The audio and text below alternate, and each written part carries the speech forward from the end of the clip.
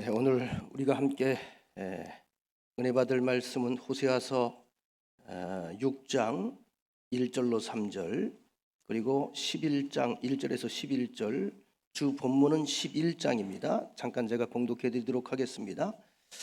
6장 1절로 3절 오라 우리가 여호와께로 돌아가자. 여호와께서 우리를 찢으셨으나 도로 낫게 하실 것이요 우리를 치셨으나 싸매어 주실 것임이라. 여호와께서 이틀 후에 우리를 살리시며 셋째 날에 우리를 일으키시리니 우리가 그의 앞에서 살리라. 그러므로 우리가 여호와를 알자. 힘써 여호와를 알자. 그의 나타나심은 새벽빛같이 어김없나니 비와 같이 땅을 적시는 늦은 비와 같이 우리에게 임하시리라 하니라. 아멘. 11장 내용입니다. 이스라엘이 어렸을 때 내가 사랑하여 내 아들을 애굽에서 불러냈거늘 선지자들이 그들을 부를수록 그들은 점점 멀리하고 바알들에게 제사하며 아로새긴 우상 앞에서 분향하였느니라. 그러나 내가 이 에브라임에게 걸음을 가로치고 내 팔로 안았음에도 내가 그들을 고치는 줄 그들은 알지 못하였도다. 내가 사람의 줄 곧 사랑의 줄로 그들을 이끌었고 그들에게 대하여 그 목에서 멍에를 벗기는 자같이 되었으며 그들 앞에 먹을 것을 두었노라. 그들은 애굽 땅으로 되돌아가지 못하겠거늘 내게 돌아오기를 싫어하니 아수르 사람이 그 임금이 될 것이라. 칼이 그들의 성읍들을 치며 빗장을 깨뜨려 없이 하리니 이는 그들의 계책으로 말미암음이니라. 내 백성이 끝끝내 내게서 물러가나니 비록 그들을 불러 위에 계신 이에게로 돌아오라 할지라도 일어나는 자가 하나도 없도다. 에브라임이여 내가 어찌 너를 놓겠느냐. 이스라엘이여 내가 어찌 너를 버리겠느냐. 내가 어찌 너를 아드마같이 놓겠느냐. 어찌 너를 스보임같이 두겠느냐. 내 마음이 내 속에서 돌이키어 나의 긍휼이 온전히 불붙듯 하도다. 내가 나의 맹렬한 진노를 나타내지 아니하며 내가 다시는 에브라임을 멸하지 아니하리니 이는 내가 하나님이요 사람이 아님이라. 네 가운데 있는 거룩한 이니 진노함으로 네게 임하지 아니하리라. 그들은 사자처럼 소리를 내시는 여호와를 따를 것이라. 여호와께서 소리를 내시면 자손들이 서쪽에서부터 떨며 오되 그들은 애굽에서부터 새같이 아수르에서부터 비둘기같이 떨며 오리니 내가 그들의 집에 머물게 하리라. 나 여호와의 말이니라. 아멘. 사람과 인사 같이 한번 해볼까요? 주의 은혜입니다. 주님의 은혜는 계속됩니다.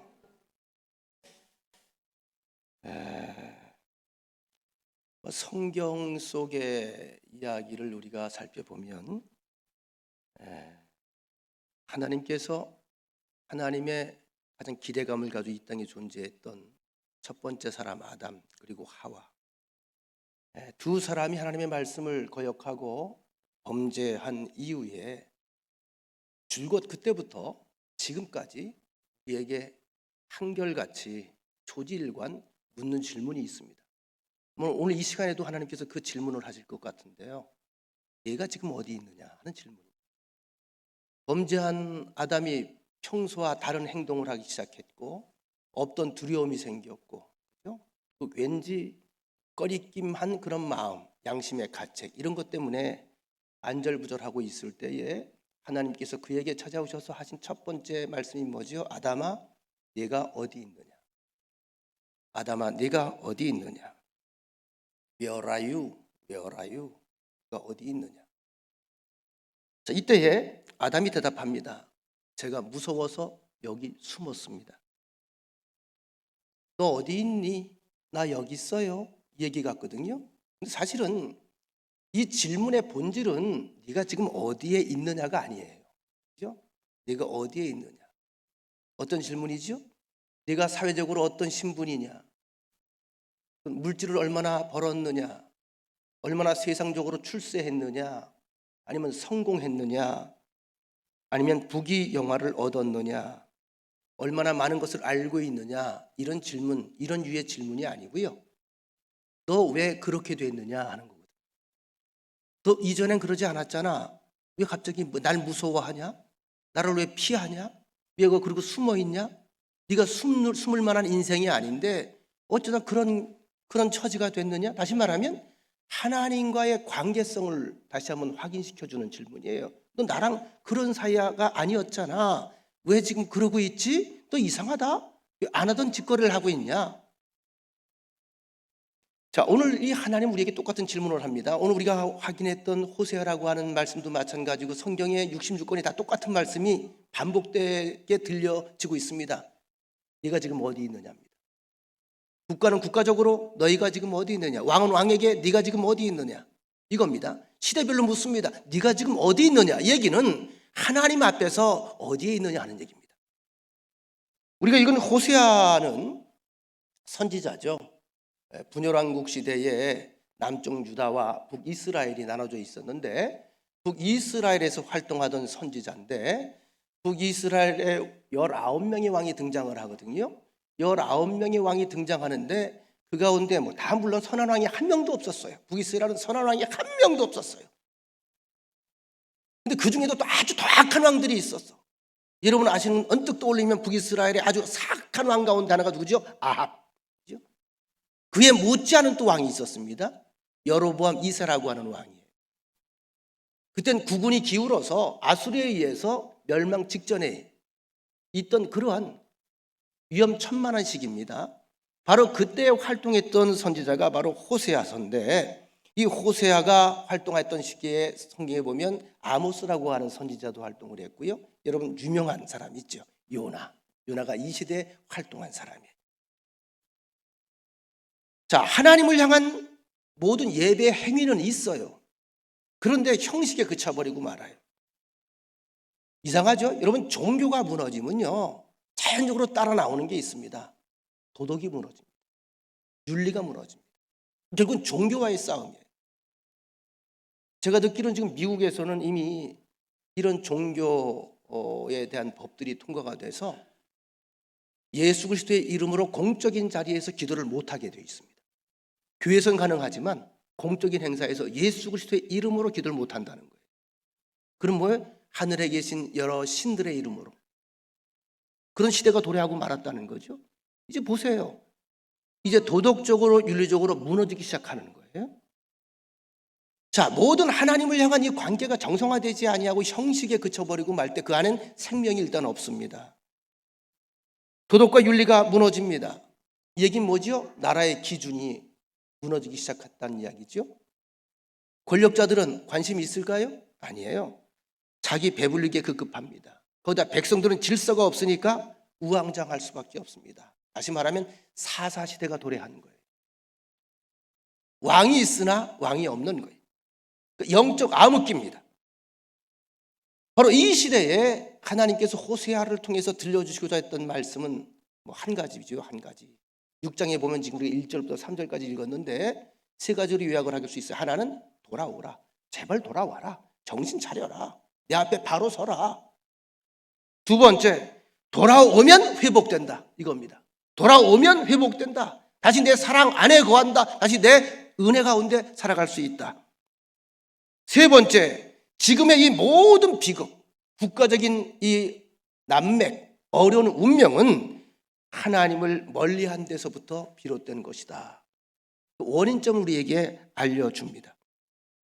여러분, 하나님께서 오늘 호세아서를 통해서 우리에게 들려주는 말씀은 우리에게 원하시는 게 무엇인지를 알려주는 거예요. 내가 너희에게 뭘 원하는지 이걸 알려줍니다. 물질이 아닙니다. 제사의 행위가 아닙니다. 우리를 향한 하나님의 마음을 좀 알아달라는 거예요. 여러분 성경 전체 이야기는 이 이야기입니다. 내가 너를 얼마나 사랑하는지, 너를 위해서 얼마나 많은 일을 했는지, 얼마나 세심한 계획들을 세워놨는지, 얼마나 아름다운 것을 예비하고 있는지 제발 좀 알아달라. 이런 프로포즈가 없어요. 이런 프로포즈가. 여러분 이 지구상에 존재하는 모든 살아있는 것들은 눈에 보이지 않아도 다 일하고 있습니다. 식물도 뿌리를 내리고, 그죠? 수분을 빨아들이잖아요. 그래서 잎이 핍니다. 가지가 뻗습니다. 꽃 핍니다. 열매를 맺습니다. 그냥 되는 게 아니에요. 무언가 움직임이 있고 행함이 있어요. 곤충도 먹이를 찾고 생존을 위해 일합니다. 물고기도 일합니다. 사람도 일합니다.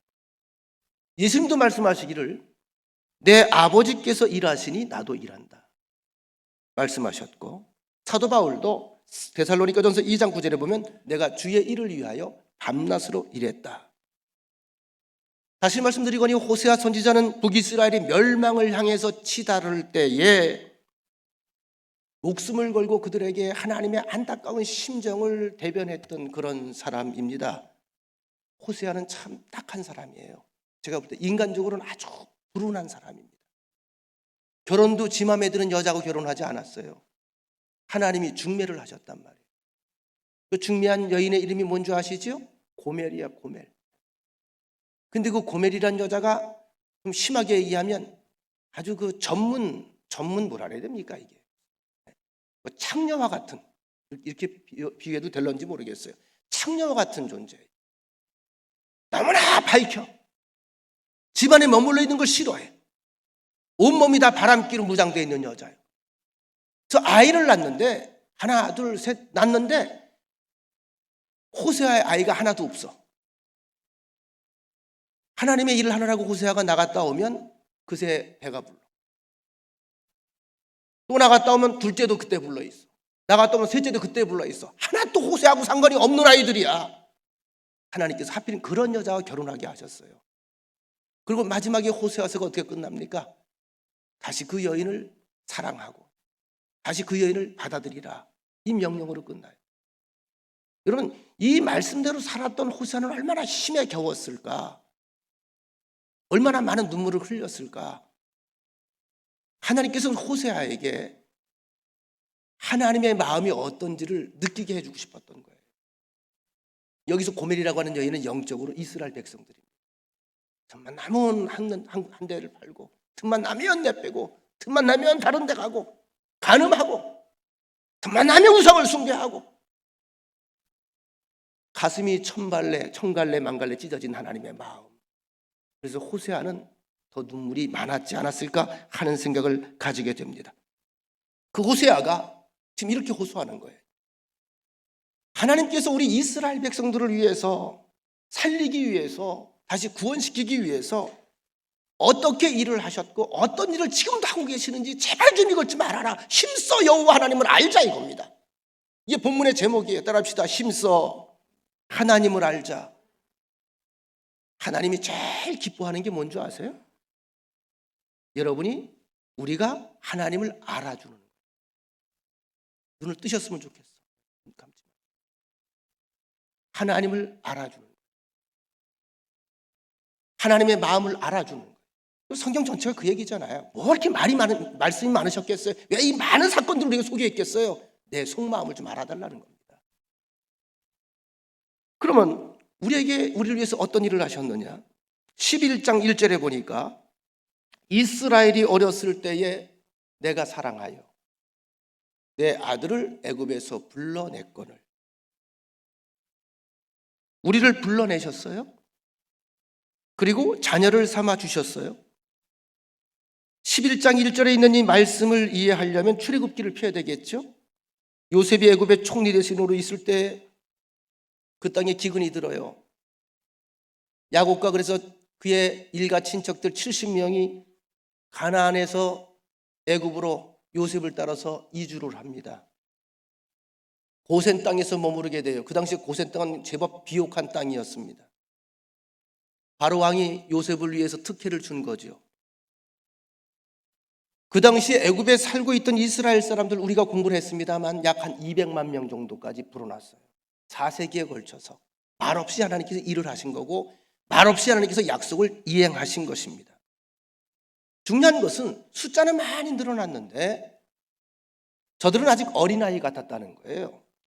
자기 힘으로 도저히 애굽을 떠날 수도 없었고, 만일 떠난다고 해도 멀고 험한 길을 통과할 수도 없었습니다. 그래서 430년 동안 종살이하면서 애굽에서 노예 생활의 고초로 인해서 부르짖고만 있었어요. 울어요.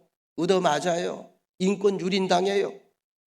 그런 그들을 하나님께서 경륜의 때가 차니까 모세라고 하는 출중한 지도자를 훈련시키고 앞세우고 양육하셔서 애굽에서 해방시킵니다. 여러분, 그들이 애굽에서 가나안까지 들어가는 모든 과정을 우리가 다 압니다. 홍해를 건널 때에 엄마가 아이를 업고 건너듯 그렇게 건너게 하셨습니다. 그들이 한 게 없어요. 주님을 바라보기만 했어요. 주께서 다 하신 겁니다. 굶주려 죽지 않도록 매일 이른 아침에 만나를 주셨고, 영양실조에 걸리지 않도록 단백질 보충하라고 메추라기를 보내셨습니다. 목마르다고 보채면 반석에서 물이 터져 나오게 하셨고, 낮에는 일사병에 걸리지 않도록 구름으로 그늘을 만들어 주셨고, 밤에는 추위에 떨지 않도록 불기둥을 세워서 어둠과 추위로부터 그들을 철저하게 보호해 주셨습니다. 그럼에도 불구하고 이스라엘 백성들은 하나님의 배려를 눈으로 보면서 하나님의 은혜를 삶 속에 체험하면서도 가나안을 향해 가는 여정 속에서 입만 열면 감사 대신 원망을 했습니다. 감격 대신 투정과, 그죠? 그때마다 나온다는 소리가 애굽이 좋았는데, 그때가 좋았는데, 애굽이 좋았는데, 애굽으로 가면 애굽에서는, 반면에 하나님의 말씀은 단호했죠. 그들이 애굽으로 돌아가서는 안 된다는 거죠. 애굽은 영적 의미에서 구원받기 이전의 생활입니다. 내가 하나님의 백성이 되기 이전의 생활을 의미하는 겁니다. 이걸 가리켜서 우리가 요즘 말로 얘기하면 타락했다 이렇게 말하죠. 여러분 뒤돌아보지 마시기 바랍니다. 앞만 바라보시기 바랍니다. 나 동행하시는 하나님과 함께 걸어가시는 남은 여생 되시기를 축원합니다. 자꾸 퇴보하면 안 돼요. 퇴보하면 자꾸 구원받기 이전으로 돌아가자는 거예요. 애굽으로 또 가자는 거예요. 거기 좋은 거 하나도 없었어요. 그런데 끝없는 그들의 투정에도 불구하고 하나님은 끝까지 그들을 포기하지 않으십니다. 왜 그렇게 하셨을까요? 이유가 1절에 있지요. 사랑하는 내 아들이기 때문에. 사랑하는 내 아들이기 때문에. 내가 사랑하여 내 아들을. 사랑하는 내 아들. 이스라엘을 하나님은 사랑하는 아들로 인정을 하셨습니다. 11장 8절에 보면 에브라임이여 내가 어찌 너를 놓겠느냐. 에브라임이라는 이야기는 이게 북이스라엘의 말하자면 별명 같은 거예요. 남쪽은 유다라고 불렀죠. 그리고 예루살렘이라고 부르죠. 북쪽은 이 에브라임이 선두 주자들이었거든요. 에브라임이여 내가 어찌 너를 놓겠느냐. 이스라엘이여 내가 어찌 너를 버리겠느냐. 내가 어찌 너를 아드마같이 놓겠으며 어찌 너를 스보임같이 두겠느냐. 여기서 아드마라고 하는 것, 또 스보임이라고 하는 것은 여러분 소돔과 고모라가 유황불 심판을 당하죠. 이때 그 옆에 있다 같이 무너진 나라예요. 버림받은, 무너진. 오해하지 마시기 바랍니다. 지금 튀르기예죠. 튀르기예. 거기에 지금 몇 개 도시가 완전히 주저앉았잖아요. 그런 형체가 됐던 것 같아요. 자, 그때 멸망받았던 버림받은 성읍들이 바로 아드마와 스보임입니다. 그런데 하나님께서 지금 선언하시죠. 그들처럼 내가 내팽개쳐 주지 않겠다는 거예요. 포기하지 않겠다는 거예요. 근데 여러분 냉정하게 생각해 보면 이스라엘 역사를 우리가 공부하다 보면 이스라엘이 하나님께 버림받을 만한 조건은 아주 넉넉하고 차고 넘칩니다. 북이스라엘은 분열 왕국 210여 년 동안에 19명의 왕들이 통치를 했는데 조금 아까도 말씀드린 것처럼 선한 왕이 한 명도 없었어요. 어쩌면 그럴 수가 없어. 한 명도 없었어. 한 명도. 하나님을 온전히 섬긴 적도 없어요. 그런데도 하나님은 포기할 수 없다는 거예요. 놓을 수 없다는 거예요. 그래서 제가 이런 말씀을 보면서 은혜를 받는 것은요. 그래서 우리가 아직도 하나님의 사랑을 받고 있는가 보다 하는 생각이 드는 거예요. 우리가 하나님 앞에 잘한 적도 있지만 잘한 적보단 잘못한 적이 훨씬 많지 않겠어요?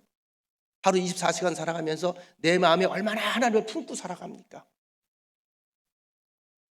맛있는 짜장면 먹으면서 주여 그리고 주여 얼굴을 그립니까? 예? 근데 된장찌개 끓여 먹으면 배고파서 된장찌개 탁 차려놓고 주여 그리고 그 앞에 주여 얼굴을 그리면서 먹습니까?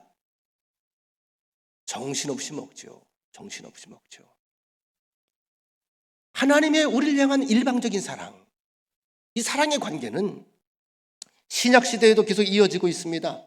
로마서 5장 6절에 보면 우리가 아직 연약할 때에 기약대로 그리스도께서 경건하지 않은 자를 위하여 죽으셨다. 여러분 우리가 의인이었을 때 죽은 게 아니고 내가 죄인이었을 때 죽은 거예요. 이 죄인을 위해 죽은 거예요. 죄인을 위해서. 로마서 5장 8절에 보면 우리가 아직 죄인 되었을 때에 나오죠. 그리스도께서 우리를 위하여 죽으심으로 하나님께서 우리에 대한 자기의 사랑을 확증하셨느니라. 그러니까 이 사랑은요, 조건부 사랑이 아니에요.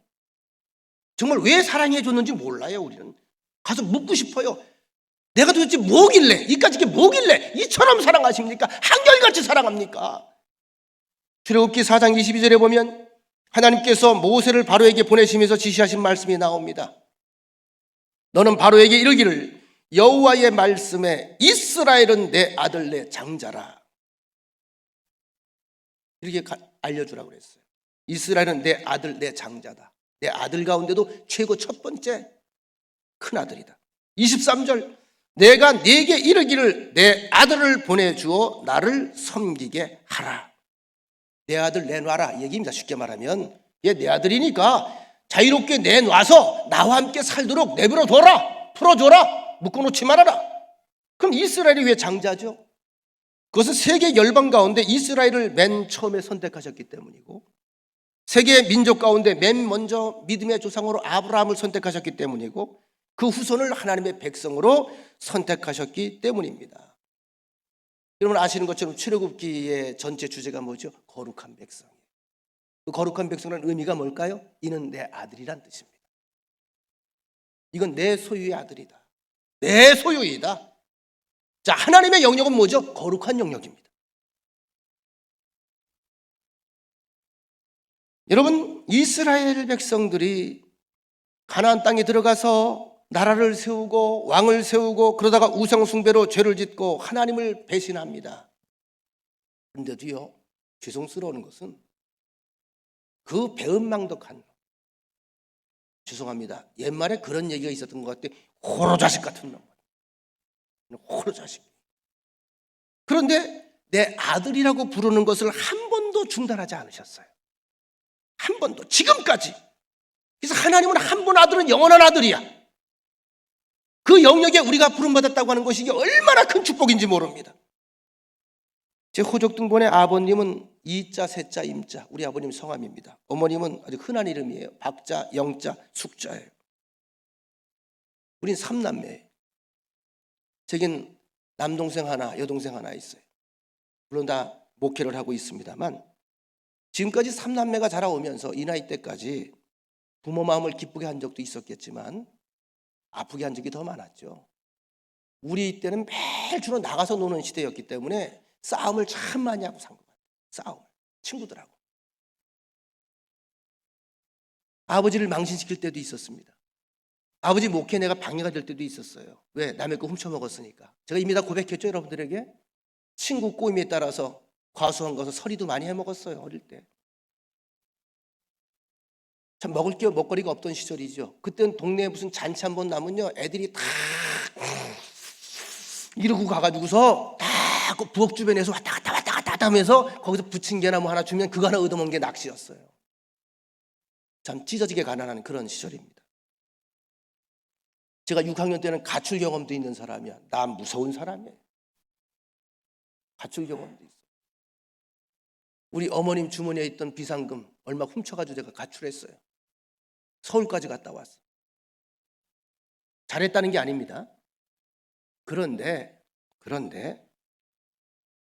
마음에 안 든다고 열받는다고 해서 한 번도 호적에서 날 파낸 적이 없어. 큰 적이 없어. 잘했든 잘못했든 사랑하는 자녀였기 때문에 그랬습니다. 지금 나이가 제가 60이 다 돼가잖아요. 지금도 저희 아버님, 저희 어머님은 제 건강만 걱정해요. 건강 걱정. 한결같은 마음. 제가 초등학교 1학년 때로 기억이 되는데 여러분들에게 한번 들려드린 적이 있었던 것 같습니다. 1970년대 초반이니까 우리 경제가 아주 어려웠던 그런 시절. 저희 아버님이 원래 평신도 출신입니다. 일찍 목회를 하신 분이 아니에요. 저 강원도 화천에 있는 화천제일교회, 굉장히 역사가 오래된 교회입니다. 그 교회에서 아버님이 최연소 권사님이셨어요. 30대 권사가 됐으니까. 그리고 어머님은 아주 열성적인 속장이셨습니다. 어릴 적에 제 주요 무대는 골목길에 있는 구멍가게 앞이었고 그것을 조금 더 지나면 교회가 있어요. 뭐 간식거리나 먹거리가 흔하지 않았을 때 어쩌다가 아버님이 극장 사업하시다가 어디서 바나나 하나 얻어가지고 오시면 3남매가 둘러앉아서 바나나를 못 씹어 먹고 너무 맛있잖아. 지금은 흔하지만 그거를 3일 동안 핥아 먹었던 기억이 나요. 씹을 수가 없는 거예요. 핥아먹었어. 그때 가장 인기를 끌었던 것이 뭐냐면 누런색의 굵은 설탕가루가 붙어있는 왕눈깔 사탕이었습니다. 지금 웃는 분들은 다 그때 경험하신 분들이죠. 사탕값이 하나에 5원. 잊어버리지도 않아요. 당시 1원짜리도 통용이 되던 그런 시절이었으니까 매일 주일 아침이 되면 어머님이 헌금으로 20원을 줍니다. 참고로 교회를 가려면 그 참새 방앗간 지나갈 수 없듯이 구멍가게 앞을 지나가야 돼요. 유혹의 집이 있었다는 거죠. 어느 추운 겨울날에 주일 아침에 집을 나서는 나는 5, 6학년 형들의 꼬임에 빠져서 10원을 주고 눈깔 사탕 2개를 구입한 뒤에 눈깔 사탕 하나는 형들한테 뺏기고 또 하나는 제가 입에 넣고 우물우물거리면서 교회를 향했습니다. 여러분, 이게 저만 그런지 모르겠어요. 그게 핥아먹는 그 눈깔 사탕이 이만하잖아요. 그걸 입에 넣는데요, 이게 점점점 작아지는 게 느껴지면 얼른 뱉어요. 왜요? 그 즐거움, 행복이 사라지잖아요. 그래서 종이에다가 싸놔요. 먹고 싶은 거 참아요, 견뎌요. 그 다음날 아침에 다시 입에 집어넣어요. 그때 그 행복감이란 세상을 얻은, 그죠? 천국 같은. 집에 왔다가 오후에 다시 교회 학교에 간 사이에, 그때 뭐 오전에도 예배를 드리고 오후도 예배를 드렸으니까 어머니가 방 청소를 하다가 제 책 보따리에서 종이에 싼 사탕을 발견하는 거예요. 어머니가 머리 굴렸겠죠? 사탕이 있을 수가 없는데, 돈을 준 적이 없는데, 그럼 사탕을 사 먹었다는 얘기인데, 어머니가 준 돈은 헌금밖에 없는데, 우리 어머니는 그래서 형사를 했어야 돼. 추리가 된 거예요. 대반 교회를 쫓아온 거야. 그 당시에는 주일학교 아이들이 교회에서 예배를 드리면서 헌금을 하면 출석부와 함께 옆에 헌금도 다 적었어요. 보건사님 맞지? 네, 다 적었어. 어머님이 학교 선생님한테, 주일학교 선생님한테서 교사한테 그 헌금 내역 좀 보자 그런 거예요. 우리 어머니도 집요한 양반이야. 그냥 대충 가지 그냥. 그랬더니 어떻게 20원인데 10원밖에 안 적었거든. 선생님하고 상의를 하는데, 야, 그렇게 저를 사랑해서 제 어릴 때 첫사랑이었는데 그 여선생님이 이런 건 혼내줘야 된다고, 그냥 넘어가면 안 된다고 우리 어머님한테, 속장님 이건 넘어가면 안 돼요. 그냥 아유 때리라고 부추기는 거예요. 그날 이후에 그 여편네 얼굴을 보기 싫어졌습니다. 집에 와서 내 평생에 지금도 잊혀지지 않는 게, 어머님이 그렇게 화를 낸 적을 본 적이 없어요. 완전히 막 눈이 뒤집혀져가지고 저를 패는데, 그때 내가 얻어맞으면서 소리를 지르면서 울면서 순간 머릿속에 딱 떠오르는 게, 이 여자는 절대 내 엄마가 아니다. 난 주워온 자식이지. 친엄마는 이렇게 때릴 수가 없다. 그날 저녁에 저는 서럽고 아프고 밥도 안 주셨기 때문에 배고픈 마음 가지고 그렇게 울다가 쓰러져 잠이 들었습니다. 잠결에 가슴이 조이는 압박감이 느껴지더라고요. 잠결에 울다가 지쳐서 눈을 떠보니 누군가 날 위해 기도하고 있더라고요. 다 기억할 수는 없는데 이런 내용입니다. 하나님, 기도하고 나온 첫 자식이라서 주님께 드린 자식인데, 주님께 바친 자식인데 제가 못나서 잘못 키워서 죄송합니다. 정직한 사람이 되게 해주시고 신실한 종으로 자라게 하옵소서. 그리고 이 일 때문에 상처 입지 않게 하옵소서. 그래서 제가 그때 다시 우리 엄마 맞구나 그렇게 생각을 했어요. 제가 왜 이 이야기를 하는 줄 아세요? 하나님의 마음을 이제 제가 자꾸 느껴가는 거예요. 뒤늦게 이 나이에 하나님이 그 심정이었겠구나. 남들이 볼 땐 다 별 볼 일 없는 놈들이라고, 남들이 볼 땐 참 못된 놈이라고 다 돌팔매질하고 욕을 하는데, 그를 낳은 어머니는 그래도 그가 내 자식인 거예요. 바로 하나님이 우리에게 이런 마음을 가지고 대하지 않겠습니까? 에베소 6장 24절에 보면, 우리 주 예수 그리스도를 변함없이 사랑하는 모든 자에게 은혜가 있을지어다. 주님이 나를 이렇게 애틋하게 자녀로 사랑하시기 때문에 나도 주님을 사랑하는 것이 마땅한 겁니다. 오늘 이 이야기를 하고 있는 거예요. 그 하나님은 또 어떤 분이시느냐? 이런 일을 하십니다. 11장 2절, 선지자들이 그들을 부를수록 그들은 점점 멀리하고 바알들에게 제사하며 아로 새긴 우상 앞에서 분향하였느니라. 자기를 낳으시고 기르시고 먹이시고 지금까지 동행해서 개척하여 인도해낸 아버지의 계속되는 부르짖음에도, 그 외침에도 외면하고 우상을 신으로 섬기고 우상을 아버지로 섬겼다는 거죠. 여러분, 부모 자식 간에 절대 해서는 안 될 말이 있어요. 아무리 화가 나도. 최악의 극단적인 선언이 뭔지 아세요? 넌 내 새끼 아니야, 이거예요. 야, 이 새끼, 넌 내 새끼 아니야. 자식의 입장도 마찬가지예요. 당신 내 아버지 아니야. 당신 내 어머니 아니야. 이게 극단적인 최악의 선언입니다. 그런데 이스라엘이 이 짓을 반복한 거예요. 아버지 내 아버지 아니야. 당신 내 아버지 아니야. 허구한 날 그러고 돌아다니는 거예요. 오늘 그걸 지적하고 있습니다. 바알 우상을, 아스타롯 우상을, 몰렉 우상을, 아세라 신상을, 바알세복 우상, 손으로 깎아놓고 샘물 부어 만든 신상을 섬기면서 그들을 아버지라고 불렀어요. 자기의 정말 아버지를 외면하는 겁니다. 아버지가 아니라고 선언해버린 것입니다. 그래도 하나님은 저들을 호적에서 파내지 않고 있습니다. 11장 3절. 그러나 그럼에도 불구하고 내가 에브라임에게 걸음을 가르치고 내 팔로 안았음에도 내가 그들을 고치는 줄 그들은 알지 못하였도다. 잘못할 때마다 그러면 안 된다, 그리 가면 안 된다, 그렇게 해서는 안 된다, 그 길은 길이 아니다, 똑바로 가려면 살려면 이렇게 걸어가야 된다. 그런데 말을 안 들으면 때론 때리기도 하셨다는 거예요. 아까 말씀드렸죠. 매 맞고 울다가 아파 신음하다가 잠이 들면 그새에 와서 가슴을 치면서 약을 발라주고 또 고쳐주고 싸매주고, 그 일을 지금까지 반복해서 하셨다는 얘기예요. 그런데 가장 불행한 것은 뭐냐 하면 이러한 사실을 이스라엘이 전혀 깨닫지 못하고 있었다. 하나님의 그 깊은 사랑, 애틋한 사랑, 깊은 뜻, 큰 사랑을 깨닫지 못했다는 거죠. 여러분, 우린 예외일까요? 내게 베푸신 하나님의 은혜와 사랑과 용서를 우리가 모른 채 살아갈 때가 너무나 많습니다. 우리말에 때로는 모르는 게 약이란 말도 있습니다만 하나님을 모르는 건 가장 큰 불행입니다. 하나님을 바로 알면, 하나님의 뜻을 바로 알면, 우리를 향한 하나님의 마음을 바로 알면 그 사람은 행복해집니다. 우리는 오늘 본문의 11장 3절 끝부분을 이렇게 바꿔야 합니다. 저희가 알지 못하였도다. 따라해 봅시다. 우리가 알게 되었나이다. 이렇게 바꿔야 돼요. 우리가 이젠 잘 알게 되었습니다. 이제 깨달았습니다.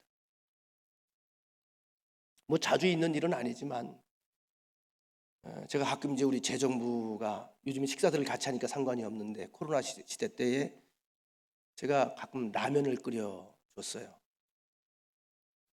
야가서 우리 손 권사가 덜 보고선 목사님이 끓여주는 라면이 제일 맛있다 그러는 바람에 저는 그런 말에 약하거든요. 제가 라면을 끓이는데 그냥 끓인 게 아니라 파도 쓸어놓고 콩나물도 집어넣고 레시피를 보고 집어넣어 보는 거예요.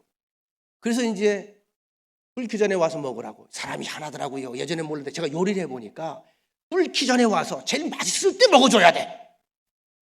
그걸 난 몰랐어. 전화를 미리 해. 빨리 와요. 그럼 다 와요. 근데 제가 뭘 배운 줄 아세요? 앉아서 이분들이 음식을 먹을 때, 기도하고 음식을 먹을 때 제가 같이 음식을 먹을까요? 이 사람들 얼굴을 먼저 쳐다볼까요? 여러분, 간단한 진리입니다. 이게 얼굴을 먼저 보게 되더라고요. 그 전에 남이 끓여줄 때는 내가 얼굴을 봤을까 처먹었을까? 그냥 처먹는 거죠. 내가 끓여놓으니까 그 사람 얼굴을 보게 되더라고요. 왜 볼까요? 흐뭇해 하나? 맛은 있어 하나? 확인하는 거예요. 그래서 제가 그때 회개했어요. 이제 내가 어떤 음식을 얻어먹든지 간에 만들어준 분을 향해서 일단 눈과 눈을 마주치고 미소를 한번 지어드려야 되겠구나. 이게 예의더라고. 사람과 짐승의 차이가 여기 있는 거 아니겠어요? 개는 밥 주기 전에 주인을 쳐다보면서 이러다가요, 밥을 딱 떨고 있는 순간에 밥으로 쳐박고 쳐먹습니다. 우리 사람이 다릅니까? 똑같아요. 그 이전에 저는 개처럼 쳐먹었더라고. 배 배고파요. 그래서 밥상에 올라오면 그저 쳐먹는 거예요. 그 이후에 삶이 좀 바뀌었어요. 그 사람을 바라봅니다. 그 일을 바라봅니다. 그죠? 그 교인을 바라봅니다. 이게 하나의 예법이에요. 여러분, 11장 4절에 보니까 내가 사람의 줄, 곧 사랑의 줄로 그들을 이끌었고 그랬어요. 이것도 제가 소개해 준 내용 가운데 하나인데, 지금 그 반려견이라고 그러죠. 반려묘라고도 합니다. 반려묘는 고양이고 반려견은 이제 개인데, 야, 얘들 키우기가 쉽지 않아요. 얼마나 액세서리들이 많이 나오는지 몰라요. 이태리의 시노벨카사 이 회사에서 만든 거, 개목에 거는 가죽 목줄 하나가 28만 9천 원이야. 우리 개인들은 부자리에서 안 놀래. 금으로 만든 개 목에다는 사각 메달 체인이 한 개에 39만 6천 원이야. 조금만 더 해줄게 내가. 옷 한 벌에 50만 원짜리도 있어요. 개 옷 한 벌에 50만 원. 개 옷 한 벌에. 부러워요, 안 부러워요? 부러우면 지는 거요. 왜? 그거 사서 입혀줄까 한번? 그래봤자 개 옷이야. 그래봤자 개 목걸이야. 그런데 하나님은 사람을 개줄이나 소줄로 묶지 아니하시고 사랑의 줄로 이끌어 주셨다. 사실 이스라엘이 하나님 앞에서 보이는 행태는요, 사람이 아니었거든요. 짐승보다 못했거든요. 그러면 개줄로 끌고 다녀야 되는 거예요. 근데 아니에요. 한 번도 개줄을 내민 적이 없어요. 사랑의 줄이라고 하는 말이 히브리어 원어로 보면 바보토트 아하바 이렇게 부릅니다. 바보토트 아하바. 아하바라고 하는 것은 친밀한 관계, 아무런 조건도 없는 끈끈한 애정 관계를 의미하는 거고요. 바보토트는 꼬아서 만든 줄, 절대 끊어지지 아니하는 견고한 줄, 이런 뜻입니다. 하나님께서는 아무런 조건도 요구도 없이 끊어지지 아니하는 그런 끈끈한 사랑의 끈으로 우리를 곁에서 도망치지 못하게 하시기 위해서 계속부터 따라다니셨다는 거예요. 제가 얘기하죠. 누가 사랑을 더 하느냐? 두 사람이 있어서 사랑하는 사이야. 누가 더 사랑을 더 큰 사랑을 하느냐? 끌고 가는 사람일까요? 끌려가는 사람일까요? 끌려가는 사람이 사랑이 큰 거예요. 끌려가는 사람이 그에게 맞추는 사람 아닙니까? 자, 그럼 오늘 본문에 보세요. 하나님이 날 끌고 다니셨다는 겁니까? 이스라엘에게 끌려다녔다는 겁니까? 끌려다니셨다. 지금도 하나님께서 우리를 끌고 가지 아니하시고 우리에게 끌려다니십니다. 끌려다니세요. 전혀 불가능했던 애굽에서 이끌어내셨고, 불볕더위와 추위와 모래바람이 기승을 부리는 광야 40여 년의 여정 동안에도 한 번도 그들을 한순간도 떠난 적이 없이 함께 거하셨고 앞에서 이끌어 주셨습니다. 그럼 언제부터 우리를 이토록 사랑하셨을까? 1절에 이스라엘이 어렸을 때에 내가 사랑하여. 어렸을 때, 젖먹이 때, 똥오줌 못 가릴 때, 스스로 생존할 수 없는 무능력한 상태, 그때부터 이미 우리를 사랑하셨어요. 그 사랑의 정점이 바로 이 땅에 친히 오신 예수 그리스도죠. 마태복음 4장 23절 24절에 보면 예수께서 온 갈릴리에 두루다니사 그들의 회당에서 가르치시며 천국 복음을 전파하시며 백성 중에 모든 병과 모든 약한 것을 고치시니 그의 소문이 온 수리아에 퍼진지라. 사람들이 모든 앓는 자, 곧 각종 병에 걸려서 고통당하는 자, 귀신 들린 자, 간질하는 자, 중풍병자들을 데려오시니 그들을 고치시더라. 예수님이 이 땅에 오셔서 많은 병들을 고치셨는데 고치신 사역은 두 가지 방법이죠. 하나는 친히 찾아가신 방법이 있고 또 하나는 온 사람들을 고친 경우도 있습니다. 중요한 것은 주님의 고치시는 능력이 역사하면 어떤 병이든지 치유가 됐다는 거예요.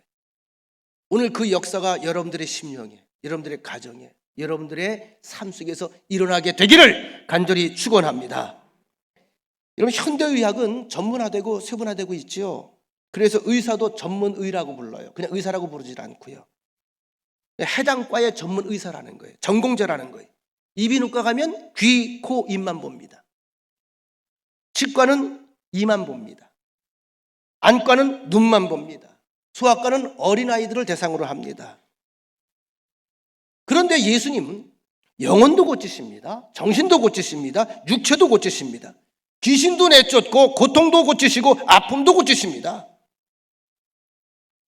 대부분 말씀으로 고치셨지만 필요에 따라서는 만져주기도 하셨습니다. 나면서 걷지 못하는 사람에게 일어나 걸어라. 안진뱅이가 걸었습니다. 선천적인 시각장애인에게 보라 가라 하시니 맹인이 눈을 뜨고 자유의 몸이 되었습니다. 38년 동안 일어나지 못하고 가족들에게도 버림받았던 누워있던 환자에게 내 자리를 들고 걸어가라. 즉시 일어나서 걸어 나갑니다. 죽은 지 나흘 된 나사로의 무덤 앞에서 나사로야 나오너라. 죽은 나사로까지도 순종하고 걸어 나왔습니다. 오직 예수님만 행하실 수 있는 능력입니다. 그 예수님은 지금도 이 일을 행하십니다. 하나님께서 우리를 향한 불붙는 것 같은 그런 국률 때문에 선택하신 방법이 십자가라는 겁니다. 독생자 예수를 이 땅에 보내시고 우리를 대신해서 십자가에 달려 죽게 하셨습니다. 죄값은 사망입니다. 누구나 죄를 범하면 반드시 죽어야 합니다. 그래서 우리는 다 죽을 수밖에 없습니다. 그런데 하나님은 아들을 포기할 수가 없었습니다. 죄 지은 인간을 그냥 내버려 둘 수가 없었습니다. 그래서 예수님을 보내셨고 그 자리에서 대신 죽게 하시고 그 대신 우리를 살리신 것입니다. 요한복음 3장 16절 보시면 너무나 유명한 말씀이지요. 하나님이 세상을 이처럼 사랑하사 독생자를 주셨으니 이는 저를 믿는 자마다 멸망치 않고 영생을 얻게 하려 하십니다. 여러분과 저에게 영생이 임했습니다. 베드로전서 2장 24절 친히 나무에 달려 그 몸으로 우리 죄를 담당하셨으니 이는 우리로 죄에 대하여 죽고 의에 대하여 살게 하려 하심이라. 그가 채찍에 맞음으로 너희는 나음을 입었다. 가슴 아픈 얘기예요. 가슴 아픈 얘기. 왜 예수님이 채찍에 맞아야 되죠? 내가 맞아야지. 왜 예수님이 대신 맞아야 되죠? 감사하지 않으면 안 돼요. 우리가 죄송스러워하지 않으면 안 돼요. 하나님은 우리가 기죽길 원하지 않아요. 그런 것 같아요. 잘못한 삶을 살았음에도 불구하고 기죽은 자신을 눈뜨고 못 보게 한다는 거예요.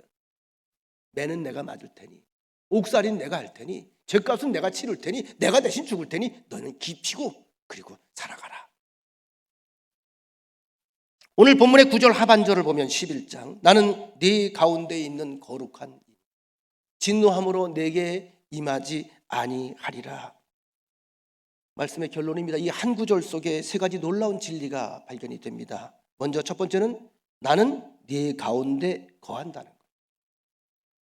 일반적으로 이스라엘 사람들에게 하나님은 하늘 위에 계신 분, 저 높은 보좌 위에 계신 분이라는 생각을 하고 있었습니다. 그런데 주님께서 말씀하시죠. 하나님이 네 가운데 거한다.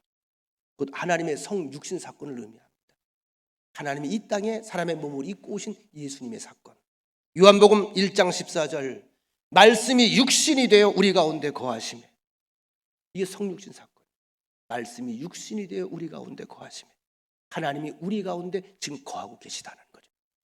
마태복음 1장 23절 말씀 보라 처녀가 잉태하여 아들을 낳을 것이요 그 이름은 임마누엘이라 하리라. 이를 번역한즉 하나님이 우리와 함께 계시다 함이라. 왜 하나님이 우리와 함께 계시죠? 이유는 우리가 하나님과 함께 있을 수는 없어요. 왜냐하면 사람이 하나님이 될 수 없기 때문에. 그래서 하나님 편에서 우리에게로 오시는 거예요. 왜? 사랑하니까. 사랑하니까. 그 하나님은 거룩한 분이지요. 나는 네 가운데 있는 거룩한 이니. 거룩한 이니. 몸에 때를 씻으려면 목욕탕으로 가야 되지요. 더러운 옷을 세탁하려면 세탁기 속에 집어넣으면 됩니다. 머리를 단정하게 하려면 미용실로 가면 됩니다. 그런데 더럽고 추한 인간이, 때 묻은 인간이, 허물 많은 인간이, 상처 많은 인간이 깨끗해지고 거룩해지기 위해서는 거룩하신 하나님 앞으로 가야 됩니다. 하나님은 우리를 거룩한 백성으로 만드시기 위해서 우리 가운데 오셨고 우리와 함께 계십니다. 그런데 그 하나님이 오늘 약속하셨습니다. 진노함으로 내게 임하지 아니하리라. 진노함으로. 여러분, 성경에 보면 하나님의 두 가지 모습이 우리에게 소개되고 있죠. 하나는 심판하시는 하나님, 진노하시는 하나님, 화를 불같이 내신 하나님. 또 한편엔 기다리시고 또 참으시고 용서하시고 자비와 긍휼을 베푸시는 하나님. 그런데 하나님께서 우리에게 알게 되길 원하는 게 있죠. 호세에서 그 얘기를 하는 거예요. 야, 때려서 아프지, 맞아서 아프지. 그런데 그것도 사랑하기 때문에 때린 거야. 무게를 달면 하나님 무서워 보이고 심판하시는 것 같고 진노의 하나님처럼 그렇게 크게 보이지만, 진노와 사랑을 놓고 볼 때에 어떤 무게가 더 크다는 거예요? 사랑이 크기 때문이야. 사랑하기 때문에 화도 됐고, 사랑하기 때문에 때린 것이고, 사랑하기 때문에 야단도 치신 것이다. 우리 인간은 사실 진노받을 만한 넉넉한 조건을 아주 골고루 갖추고 있습니다. 우리가 행한 대로 하면 두들겨 맞아야 싸고, 버림받아야 싸고, 벌을 받아야 될 조건들이 수두룩합니다. 사랑받고 칭찬받을 일이 훨씬 적습니다. 그러나 하나님은 진노의 채찍으로 우리에게 오지 않으시고 또 사랑으로 오셨다는 이야기입니다. 호세아서 11장 10절로 11절. 그들은 사자처럼 소리를 내시는 여호와를 따를 것이라. 여호와께서 소리를 내시면 자손들이 서쪽에서부터 떨며 오되, 그들은 애굽에서부터 새같이 아수르에서부터 비둘기같이 떨며 오리니 내가 그들을 그들의 집에 머물게 하리라. 나 여호와의 말이니라. 아수르에 의해서 북이스라엘을 멸망하는 거 아시죠? 근데 흩어진 대로 내버려 두겠다는 거예요? 다시 불러 모으겠다는 거예요?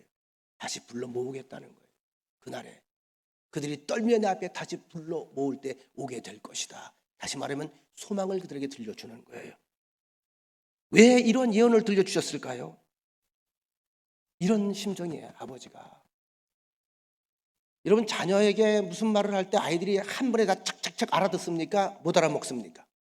못 알아먹을 때가 많아요, 철없을 때는. 근데 못 알아듣는 줄 알면서도 애절한 마음 가지고 자꾸 잔소리하죠. 그러면 안 된다, 열심히 해. 왜 그러죠? 나중에라도 혹시라도 철이 들면 바로 가게 하기 위해서예요. 여러분 잘 아실 겁니다. 예레미야가 남유다 왕국이 멸망할 때에 바벨론에 의해서 끌려가는 소년들을 향해서, 울며 불며 끌려가는 포로들을 향해서 예언한, 울면서 한 예언이 있지요. 70년 후에는 너희가 남은 그루터기가 되어서 싹이, 이스라엘 이 땅에서 싹이 돋는 것이 아니라 그쪽에서 싹이 돋아서 다시 이 나라가 회복될 것이다. 이 얘기를 듣고 간 사람이 다니엘이에요. 예언이 왜 중요할까요? 아는 사람은 희망을 가진다는 거죠. 세리 마태는 제자가 되었습니다. 사케오의 온 가정은 구원받았습니다. 38년 된 병자는 고침받았습니다. 12년간 혈루증으로 고생하던 여인도 고침받았습니다. 죄 많은 어떤 여인도 죄사함 받고 다 고침을 받았습니다. 그런데 가장 큰 선물이 뭔지 아십니까? 하늘의 큰 평안이 임했다는 말씀 마칩니다. 제가 예전에 목회하던 교회에 신실한 권사님이 한 분 계셨어요. 남자 권사님. 자기 어릴 적 시절을 얘기해 주더라고요. 지금 이제 장로님이 되셨는데 장로감이에요, 그분은. 장로감. 그 배달부 일을 하면서, 우편 배달부, 우체국에서 근무를 했는데 일을 하면서도 새벽 예배를 안 빠져요. 남을 향해서 악한 소리를 하지 않아요. 순할 수가 없어요. 승깔도 있는데도.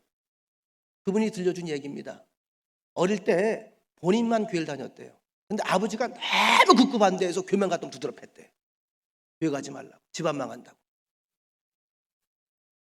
근데 어느 날 자기는 교회에 이미 하나님을 영접했고 예수를 영접했기 때문에 교회 안 나갈 수는 없어. 어린 마음에 초등학교 때 아버지가 몸에, 그 당시만 해도 옛날 얘기니까요, 담석이 생긴 거예요. 담석이. 병원도 시원찮고 그러니까 아파서 그냥 그렇게 잠도 못 자고 아버지가 아파하는데 이 아이가 새벽에 빠져나간 거예요. 새벽만 되면 빠져나가는 거예요. 아버지가 나중에 승질이 나니까 이놈의 새끼가 새벽 4시만 되면 어린 놈이 어딜 갈 데가 있나. 그래서 따라가 봤다는 거죠. 어디 갔겠어요? 교회 간 거죠, 교회. 얘가 교회를 가지 말라고 그 두드러 맞으면서도 교회를 왜 가는가? 어떻게 해요? 그 새벽에 다른 교인들도 앉아 있으니까. 가만히 교회 맨 뒤에 캄캄할 때 맨 뒤에 앉아서 가만히 그냥 앉아 있었대. 얘가 뭐라고 그러나? 뭐라고 그랬겠어요? 사랑하는 하나님, 제가 가장 사랑하는 아빠가 몸에 돌이 생겨서 너무 아파하시는데 제가 너무 가슴이 아파요. 하나님 꼭 고쳐주세요. 꼭 고쳐주세요. 돌이 빠져나가게 해주세요. 이 기도를 하는데 한편으로 괘씸하면서 이 아버지가 얼마나 감동이 됐겠어요. 이상한 것은 그런 사건이 있은 후에 그날 저녁에 돌이 빠져나간 거예요. 자, 이 아버지가 기도하는 내용을 들었습니다. 자기는 응답을 받았어요. 교회 나갔겠어? 안 나갔겠어? 교회 나갔죠. 그래서 온 가정이 예수를 믿게 되는 거예요. 여러분, 이런 게 억지로 되는 게 아닙니다. 하나님의 은혜입니다. 중요한 것은 그 하나님의 은혜가 지금 여러분과 저에게 이 시간에 함께 계속 이행되고 현재 진행형이라는 것입니다.